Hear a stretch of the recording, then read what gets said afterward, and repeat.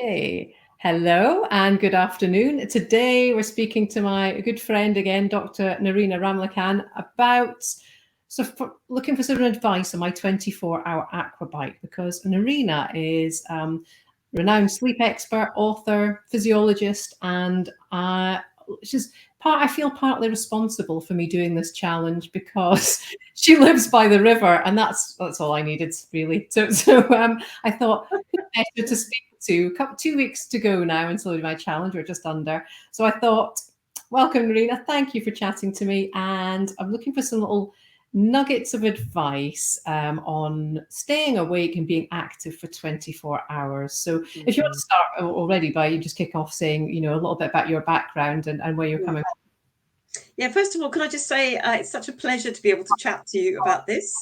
It really is a pleasure. And secondly, don't blame me for your madness. No, it's really inspiring. But you're right to think about, rest and activity.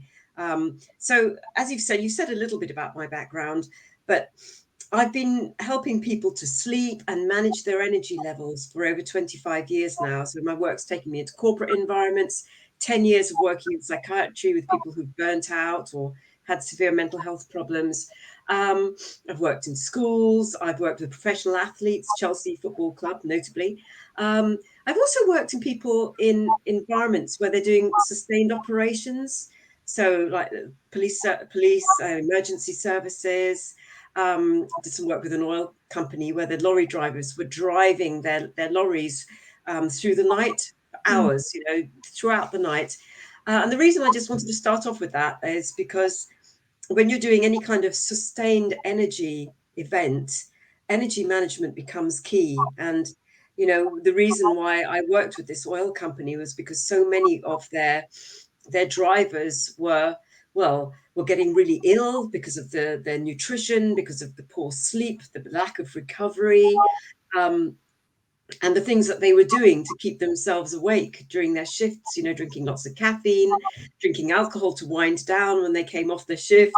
I know you're not going to do any of this sort of thing, by the way. But just to throw in the mix, my fascination with how physiology can help us, an insight into our physiology can help us to navigate sustained energy events, endurance events.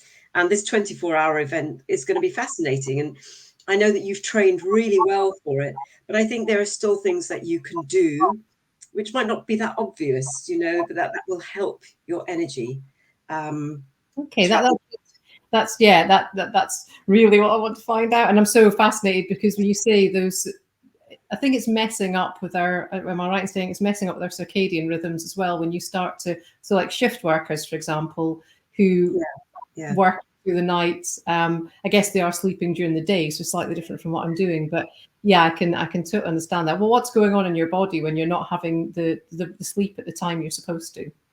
Yeah, so I mean, shift workers are particularly at risk with their health, particularly past the age of 35, 40, depending on your genes and how much you're looking after yourself. But shift work can take its toll on your health, even if you are sleeping during the day. And a lot of shift workers notoriously don't sleep very well when they come off their shifts. But what it's all about is the way in which your energy is designed physiologically. So our energy runs on a 24-hour cycle called the circadian rhythm. It's a sort of oscillating cycle. So you expend energy during the day, you recover energy in sleep. But built into the circadian rhythm is a shorter cycle called the ultradian rhythm. So it's a shorter cycle of 60 to 90 minutes.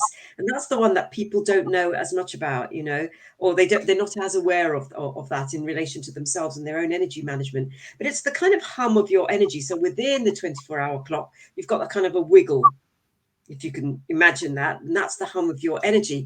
The advantage for you is that if you can work with your wiggle, you'll navigate this 24-hour event much more effectively. You'll excel, and also you'll come out of it not feeling too bashed. Your recovery will be better. So what it means, this 24-hour wiggle, is that ideally every hour and a half or so, every 90 minutes or so, we want to kind of seek some kind of recovery.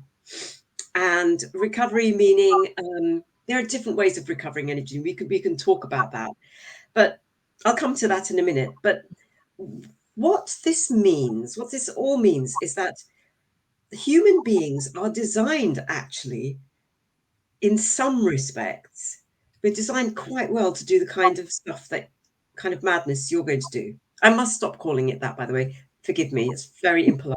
But the kind of inspirational thing that you're going to do, we're designed really well to do that, because we tend to think of ourselves as innately monophasic. We expend energy during the day and then we sleep at night. But the wiggle means that we have oscillating periods of activity, rest, activity, rest, activity, rest, activity, built into the 24. And so you get someone like Ellen MacArthur, who took advantage of this to an extreme extent, when in 2002 she sailed the Vendée Globe and set a world record. She won. She was sailing solo, and the race took, let me remember the numbers, took 72 days. In that time, she took 385 naps in 72 days, because obviously she couldn't sleep for long periods of time. She couldn't go down to her cabin and snore for 8 hours, because she was doing this race solo. So her longest periods of sleep or nap were 36 minutes. So 385 naps, longest ones 36 minutes throughout that period of 72 hours, during which she managed to achieve a level of excellence in her performance that she set a world record and won the race. Now, she was wearing a watch, not a Fitbit, but an actigraph that was measuring her levels of activity and rest. It was downloaded to a center in Boston, at Boston University, to this scientist's laboratory. I'm not on commission. I'm not selling this book. It's just I love this book, and it's by somebody called, well, the editor is Claudio Stampi, who I met at the Royal Society of Medicine years ago. The book's called Why We Nap.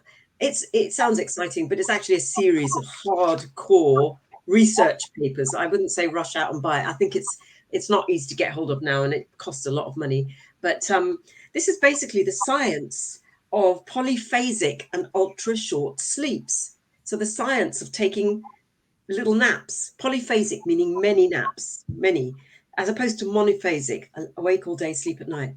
So how does this translate? How is this relevant for you? It means if you can get quite good at paying attention to the hum of your energy while you're doing this 24-hour event, and wherever possible, building some form of recovery, whether it's through, when you're going from the bike to the swim and you're getting off the bike, you're actually breathing very mindfully, you're relaxing your muscles, you're feeling yourself grounded and in your feet. And I know you do yin yoga, so all of those things, bringing in as much of that as possible, and allowing yourself in some way. You might eat something, you might drink something before you get off the bike, but just think of those things as forms of recovery.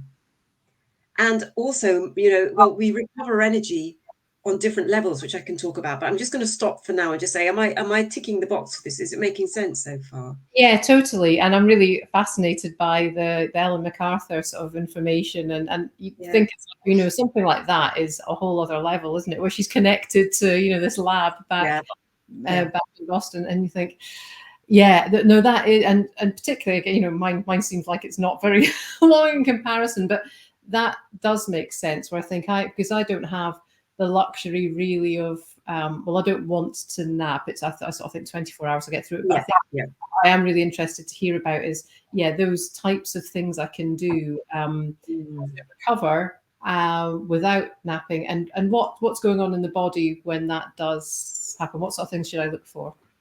Right. So we recover energy. So this is my 25 years worth of experience encapsulated in this, what I'm now going to say.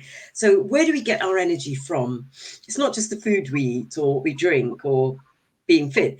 It's a pyramid, if you like, if you describe where your energy comes from. And there are 4 levels on the pyramid. That's like how I like to describe it: physical, emotional, mental, and spiritual. So we get our energy from doing things that are physical. We get our energy from emotional things, physical, emotional, mental things, and spiritual. So you want to be thinking about, when you're taking, whenever possible, even while you're on the bike or while swimming, how can I get some energy on those levels, particularly in the moments where you start flagging, and there will be certain periods where your energy levels are more likely to dip. And that's when the self-limiting thoughts and unhelpful beliefs can kick in. And so if you look at the pyramid, physical, emotional, mental, spiritual, if your mental attitude, it starts to drive. I mean, I know you've got amazing mental attitude, but I remember from marathons, when I used to do marathons and I was training and I did an Ironman, you really have to manage your mind, as you well know, because otherwise it drains your energy, doesn't it? Mm. And we talked about this when we were training in Richmond Park the other night, when we were cycling in the dark, just to get used to cycling in the dark. And we just noticed that how just not seeing the hills because it was so dark, how that made the hills seem easier because you weren't looking ahead at the hills and going, oh my goodness, I have to go up that hill now. Oh, so you didn't have all that limitation. So bringing it back to practicalities, pay attention to, how can I get some physical energy in right now? When I'm on the bike, can I just relax my shoulders a bit more? Can I loosen my grip? I know you'll know all of this stuff, but bringing more mindfulness to it. Can I relax my grip on the handlebars? Can I drop my breathing? This is a nice, easy stretch. Can I really use this stretch to drop my breathing down into my belly a little bit more? Can I bring in a bit more nose breathing because the effort levels is low? Obviously looking out for the deer and everything while you're doing this. But when you're breathing through your mouth a lot, which you will be, that dehydrates you. It can make you more tired. So wherever possible, bringing in some nasal breathing. Look at your food while you're doing it. Look at your hydration, and I'm sure you'll be able to tick the box on having technical drinks there. I know you're experimenting with food, and then think about your emotions while you're doing it, and spirit. Spirit being why, particularly during those flagging moments. Why am I doing this? Find your why before you get on the bike, before you get in the water, before you do the event, which I'm sure you have. Why am I doing this? Why am I putting myself through this? And when we're connected to our why, our source of deepest sense of purpose, it's a huge source of energy. An example of that, for example, is parents of newborns, where they're not, their energy levels are, they're getting exhausted because baby's keeping them up during the night, but they're so enmissioned. Their why is very much linked to the survival of their baby, so they can get through sleep deprivation. Like people who haven't had kids can't imagine how you could possibly do that, and then they have children, and suddenly it's hard, but they realize that they can do it. Same sort of thing, with this is just keep connecting to your why, particularly in those moments where you are a little bit more tired, or the negative thoughts might start to creep in, like, oh God, I'm so tired now. The next time I get back on the bike, and just bear in mind that every 90-minute cycle of your 24 hours is not the same. So I'm bringing in a bit of Chinese medicine here now. So if you take a 24-hour cycle, 24-hour day, each 90-minute cycle, each 90-minute slice repairs a different energy system in your body. So some might seem harder than others.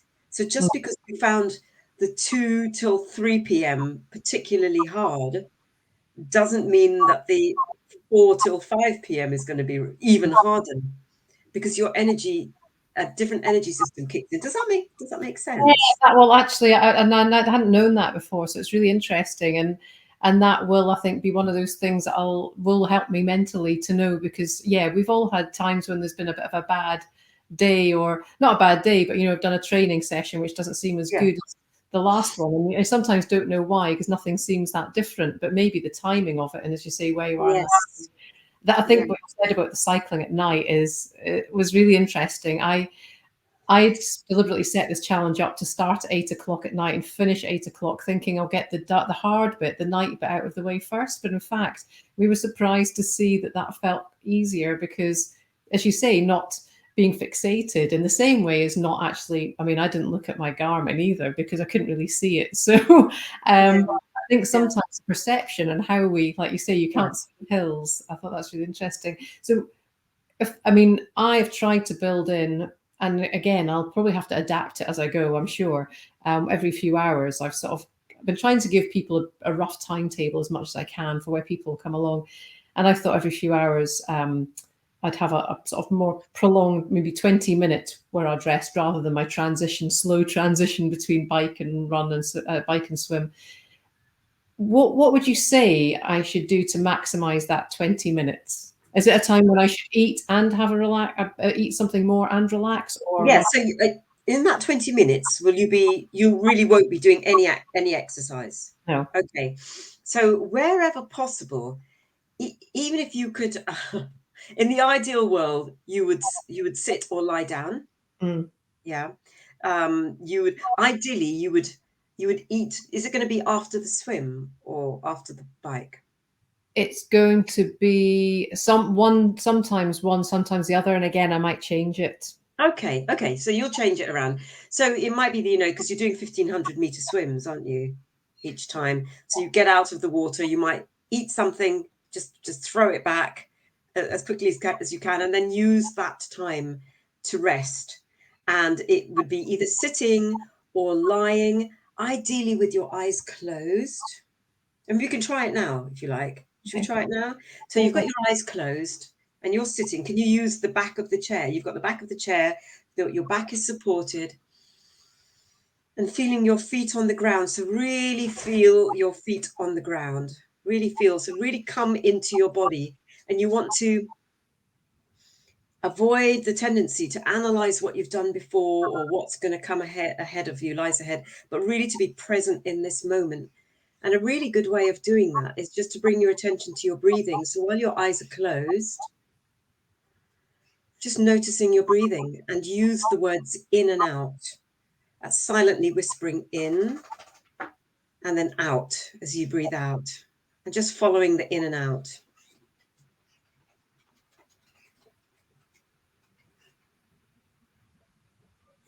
And now what you can do is just start to just gently scan your body while holding on to that focus, gently holding on to that focus of in and out.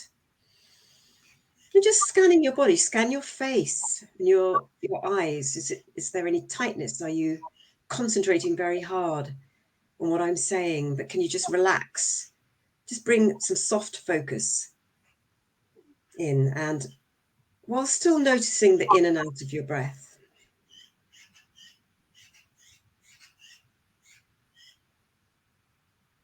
And just softening your jaw.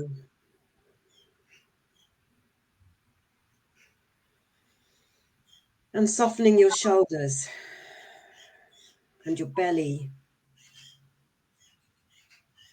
And feeling your feet on the ground. And you'll probably be aware, my dog just went out of the office, so you can hear some birds screeching in the background. So you'll be aware of external sounds, but keep coming back to the focus of just the in and out of your breath.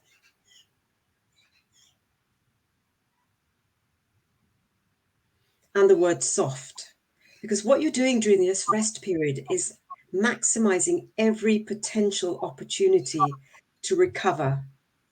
So you don't want any unnecessary contraction of muscle in your body.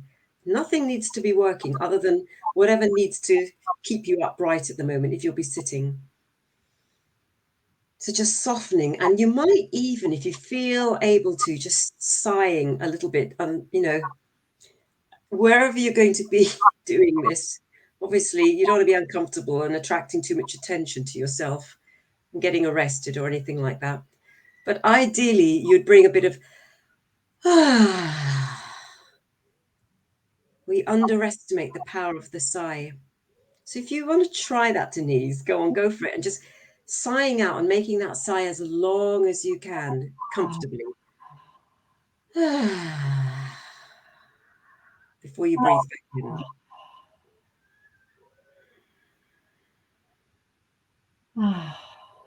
That's it. And when you prolong the sigh, it makes you breathe back in again, but more deeply from the belly. So if you want to just try that again, just breathing out. You can make it a silent sigh if you like.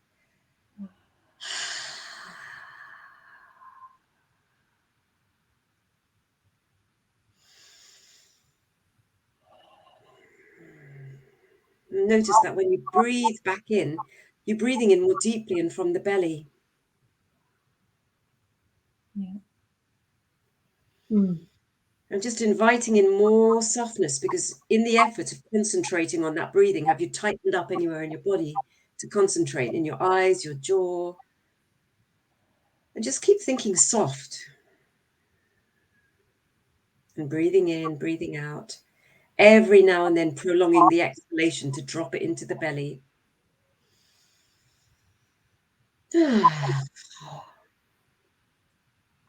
Okay, and if you can open your eyes and come back.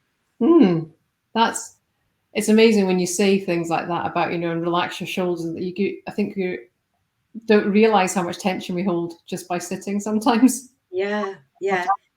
And the thing about this event is that it's very leaned in. It's a very leaned in event. You want to do this. But what you want to be able to do is to master the art of leaning back whenever you can. So even while you're swimming, even while you're cycling, not overly expending effort, like I said, not gripping, not doing that when you don't need to. And when you're swimming, it took me years I still don't think I've really got it, is just not over expending effort, so that even during the active part of your events, there is opportunity to recover energy on the opposite side of the stroke or something like that, But then when you stop, you could do this. This is an example of what you could do. I can show you another active form of self-massage recovery as well, if you like. Self-massage recovery. Come on, then. It doesn't involve your chair massager, no. No, it doesn't. So it might be that, when you come off the bike, or even before you get into the water, because, again, from what I know, of being not a great swimmer, but you don't want to be taking tension into the water with you. So I don't know if you want to do this with me, but it involves standing up. Should we have a go? Right, let's see. I can adjust. Can you do that? Yeah. So I'm going to do it as well. Okay. And I just don't want to knock myself out or knock anything over. So you start by just rolling those shoulders like that, and then bringing a little bit of a swing into the body. I'm not completely flailing around because my office is too small. But really, I do this, as you know, I climb. I do a lot of this sort of thing before climbing.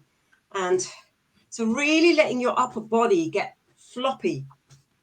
You want a lot more. So you can practice outside of this session if you like, Denise, but you want a lot more relaxation in your upper body than you've got, because I can actually see that you're guiding in a more muscular way. You're guiding that movement. Okay. But what you want is momentum. Look, I'm a rag doll. Okay. Yeah. So with every time I bring my hand up, I'm thumping into my shoulders as well. And that feels really good. That will feel good after the bike and after the swim. I reckon. Lower back. Well, and also it's good for that sort of posterior chain, isn't it? I can feel my lower back getting a good kind of like stretch out as well. Yeah, and keeping the feet really firmly planted on the ground. I should have said that about hip width apart. And now shaking it out, I feel a lot looser because I've been climbing this morning as well. So that's quite a nice thing for me to do. And then with hands on as fists, just tapping on the surface of your body, going into the shoulders. Don't forget to breathe while you're doing it. Ideally through the nose rather. Bring it whenever you have the opportunity to just nose breathe. Do it. And then the thighs, tapping on the surface of the muscles. So this is active recovery into the butt, the glutes, even around the head with your fingertips. Okay. So this will really lift your energy if you're tired, if you're going into one of those graveyard shift phases. And so it might be that you've got a 20-minute recovery session, and that what you do is you eat, you drink, you sit down, you do your 10 minutes, eyes closed, breathing, mindful breathing through the nose, mouth closed. Get up, then shake it out, massage out the muscles, boom, back on the bike. That's good. Yeah. just looking at the pyramid, and I'm just aware of time, emotional energy. I know you've got some people supporting you, so I'm sure they won't be like loading you down with their problems while you're cycling around. Like, you know, my mother said this and then this and then I said that. No, they've got to give you support. They should be injecting you with energy. So light-hearted, laughing. I mean, that's one of the reasons why we found the park nighttime things, because we were cackling a lot, weren't we? So you want a lot of positive emotional energy coming in. The moments that are more quiet, there's no one with you, go into some bit of positive psychology for yourself. You know, what are you grateful of? What's going well right now? What feels good right now? What are you grateful for? Again, you know, just plugging into some of that spiritual energy. And whenever you notice that there's something good happening, soak in the experience of it. You know, the sun is shining on me. Everything is so green. This feels wonderful. And don't just stick with it for a few seconds.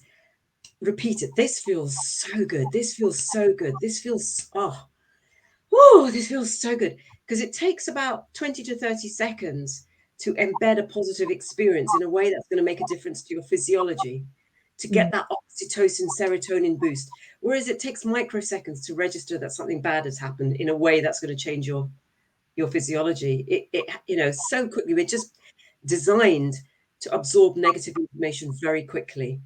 You know, we're very good at that. Oh yeah, yeah, I totally agree. Yeah, why do we always dwell on the sort of negative things and not make For our more? survival, you know. Mm. So I hope that's given you a little bit. Yes, really, really helpful. Thank you so much. Of course, those supporters, you're going to be one of them, I think. I Hopefully, at am. one I point. am. I'm looking forward to it. I haven't put my night shift in yet. I know I'm doing a graveyard shift in the afternoon. That's But going to then be so important as well, because I think at that point I think that shift you put in, I'll be like 6 hours from the end. So I think I'll be 3/4 of the way there, and I've done 18 hours, and that seems a bit of a thought. So that's I'm planning to sing to you. I'm going to sing. I will sing. Yep. great. No, perfect. Oh, thanks so much, Nerina. I'm looking forward to seeing you at the event. And Thank you. Thank you. thank you so much. Can't wait. Bye.